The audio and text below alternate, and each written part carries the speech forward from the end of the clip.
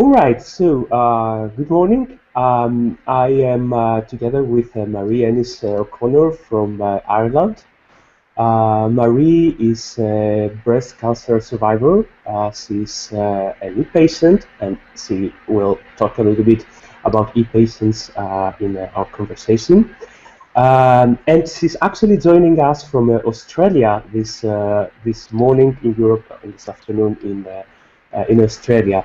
Thank you so much, Mary, for accepting the invitation to have a short conversation with us. Hi, Harris. It's good to talk to you. Yes, I'm talking to you from down under, from Australia, where it's evening time, and it's 45 degrees Celsius today, so it's very, very, very hot, and that's been really quite an adjustment. But all is good. All is good. As you said, I'm from Ireland, and I'm here in a research sabbatical. I'm at Flinders Medical School.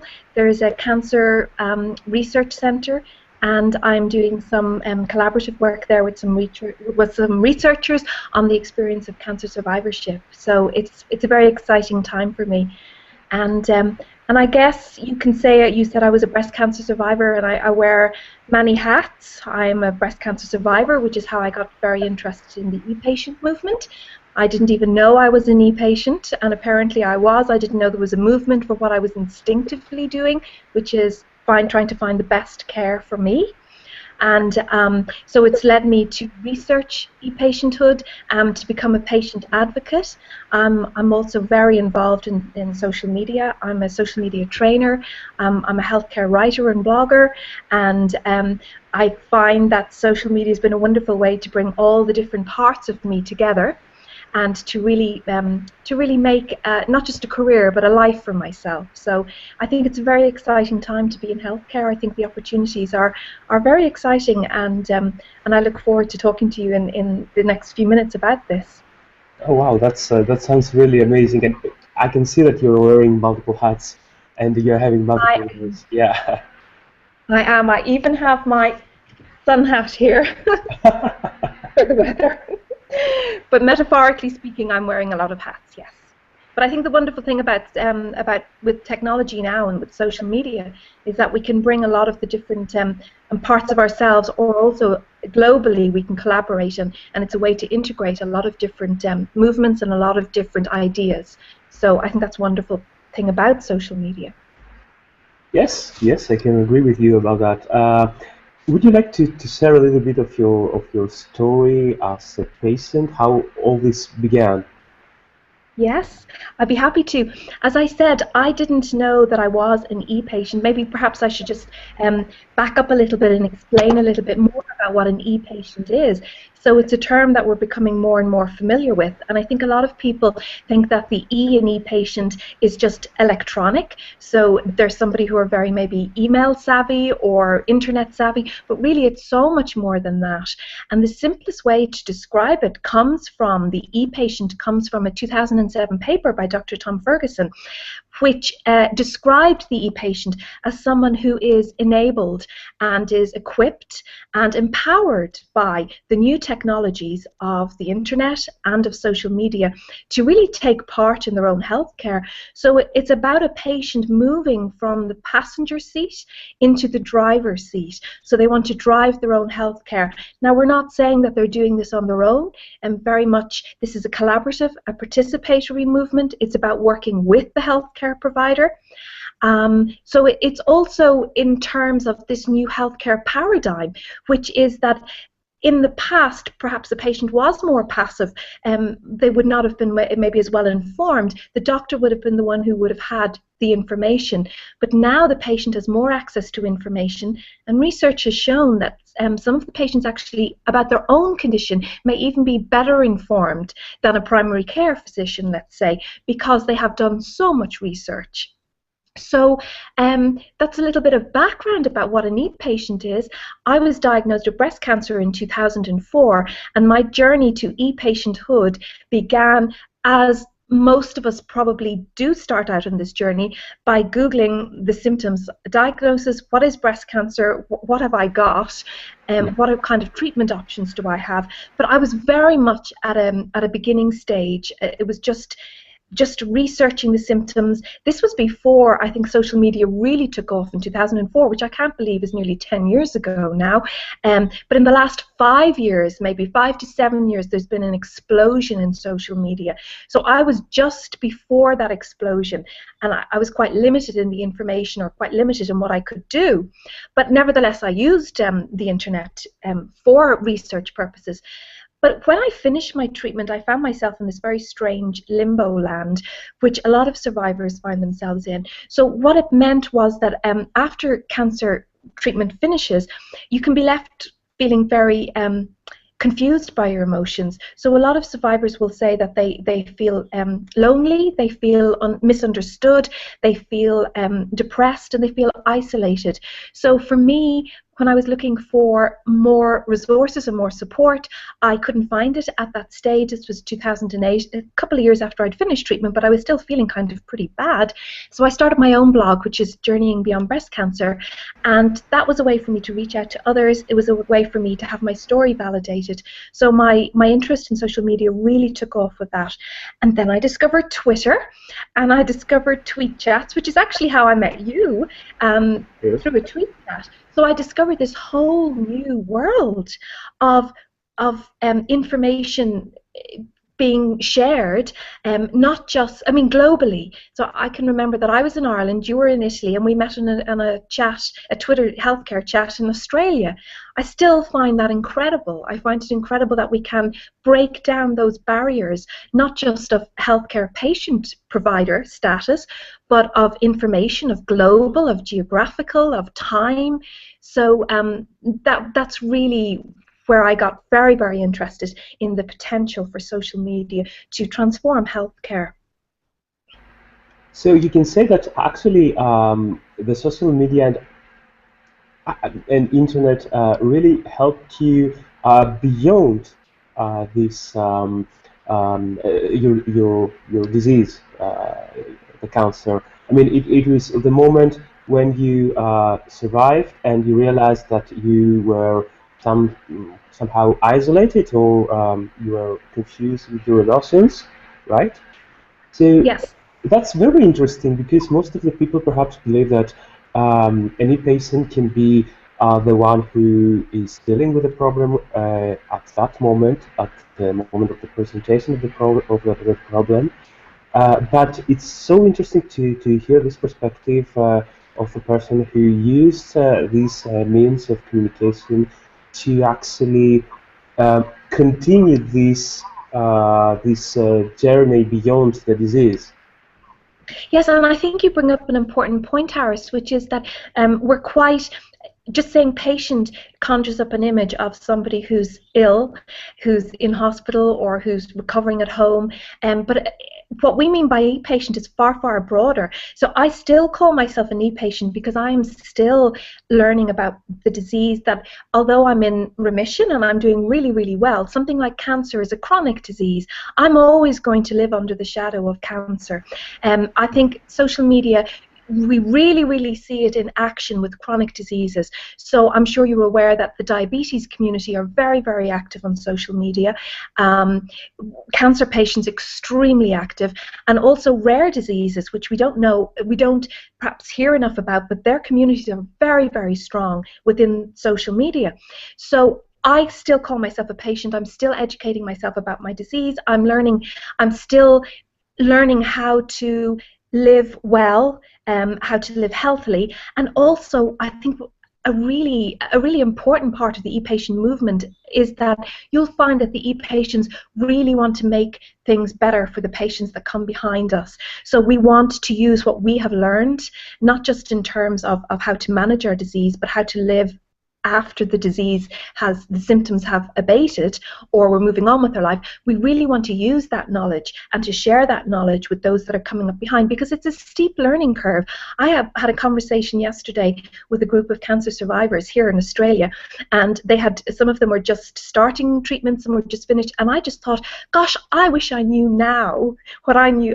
I wish I knew then what I know now, because I feel I know so much now that would have been so useful to me then.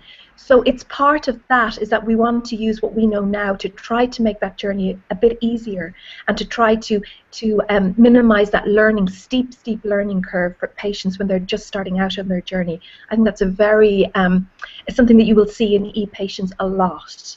That we don't move beyond, we don't put our disease behind us. We see what have we learned, and how can we use that to help others. Yeah, that's really fascinating. It's this peer community that is being created is really amazing. And as you said, it's also fascinating how you can really influence the life of another person that is from a totally different geographical part of the world, and you can find so many common things, common emotions, viewpoints, experiences to share with people from Australia or Canada or South America. That's something really amazing. And also that it's universal. So it's not just, in the beginning I was very enmeshed in the whole cancer and cancer survivorship movement, but in the last, I would say, year, I've become far more aware of the universality of our experience. So it doesn't just have to be about cancer. In fact, it can be about mental health as well. It can be about depression. It can be about how do we live well, not just physically, but how do we live well mentally, and how do we look after our health holistically. So I'm becoming more and more interested in that. And again, I see huge potential for social media to support us, not just physically in our health, but also mentally and psychologically and socially. Can I ask you something else? Do you believe that this movement is for real? Or is it like yet another internet bubble that is going to burst and disappear? And I know you know what my answer is. This is Yeah, but going to be a I very would good like to be a question. little bit No, provocative. I'm glad you.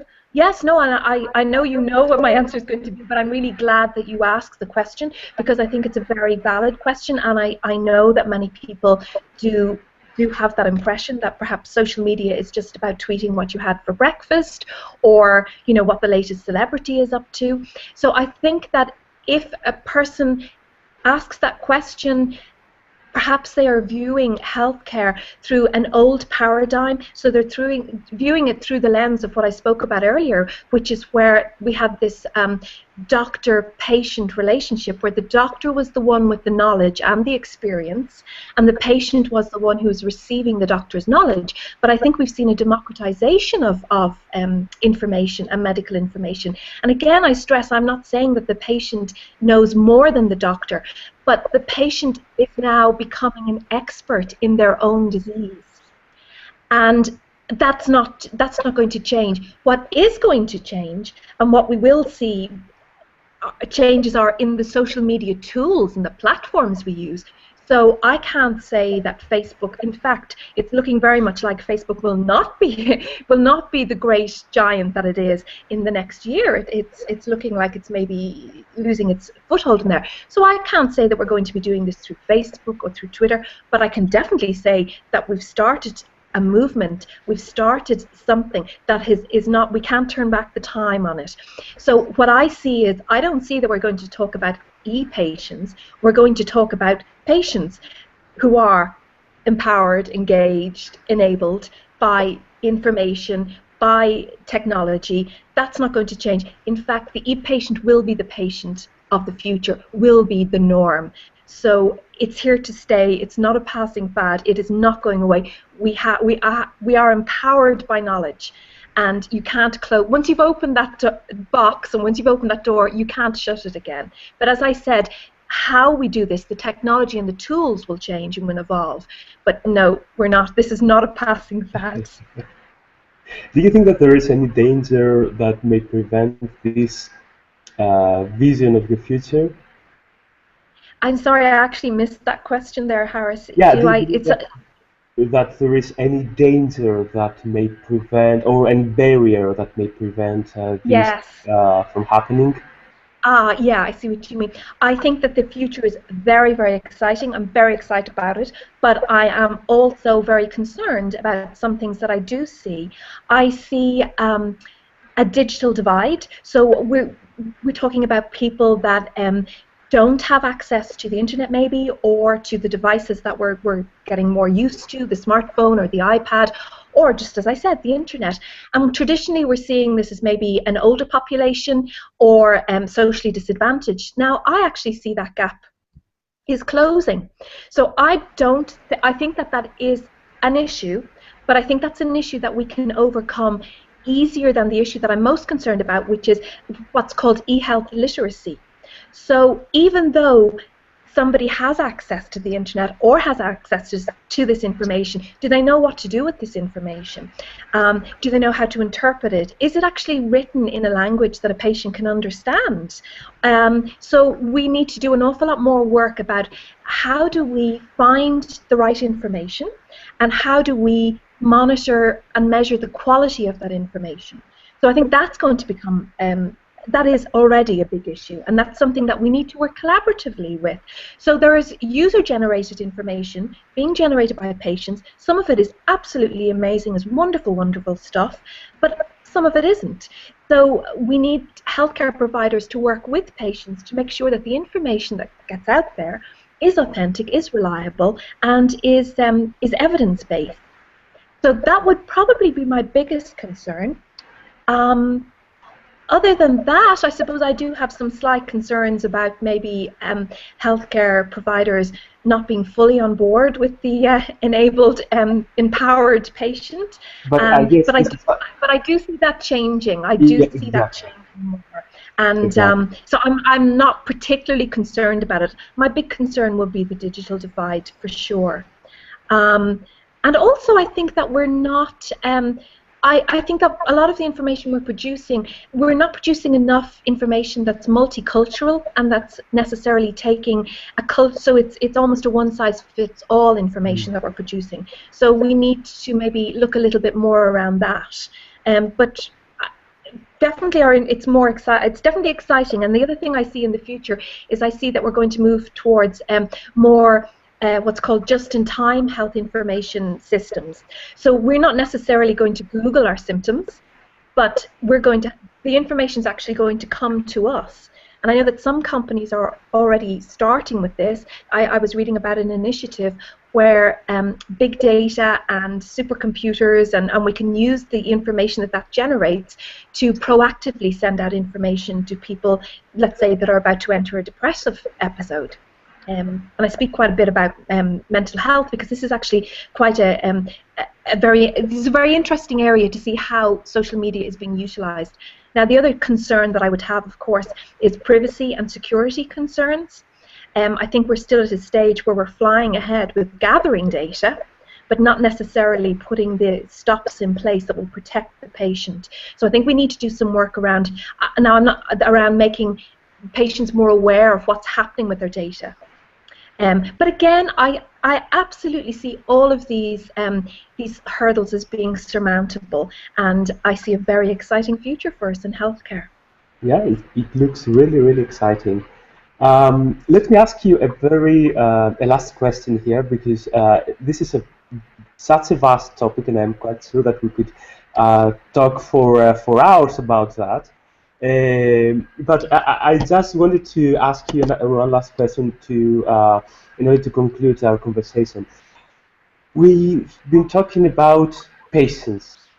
What about caregivers? How do you see them in this picture? How can they be influenced by the means and tools of the internet era? Again, it goes back to what we were saying, was that, or perhaps I didn't say it earlier, I meant to say it. When we say e-patient, we don't just mean the patient, we also mean those that love them and care for them.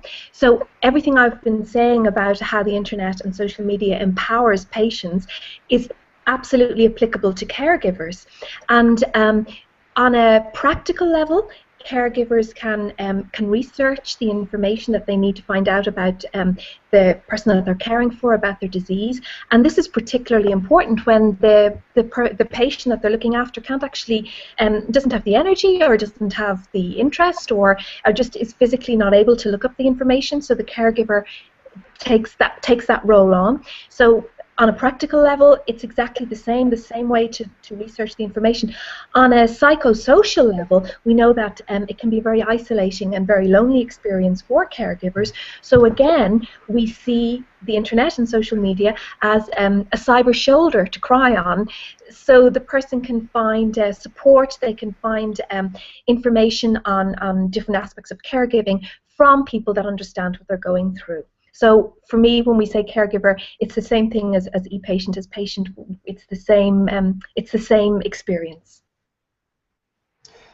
So, Marie, thank you very much for joining this conversation. Would you like to add anything, any other comment?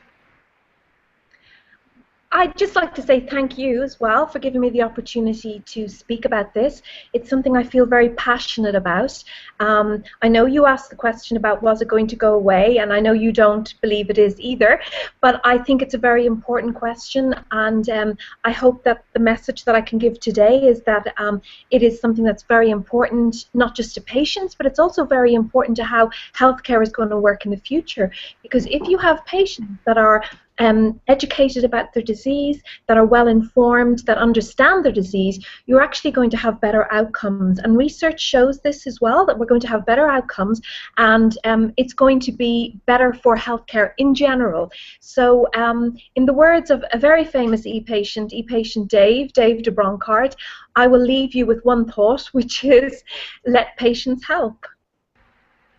Oh yes, that's a very, very important message. And thank you very much for sharing this message with us. It was, I think it is the best message to close this very, very beautiful conversation that we had. Thank you very much for joining us. Thank you, Harris. It's always a pleasure to talk to you. Goodbye. Goodbye. Thank you.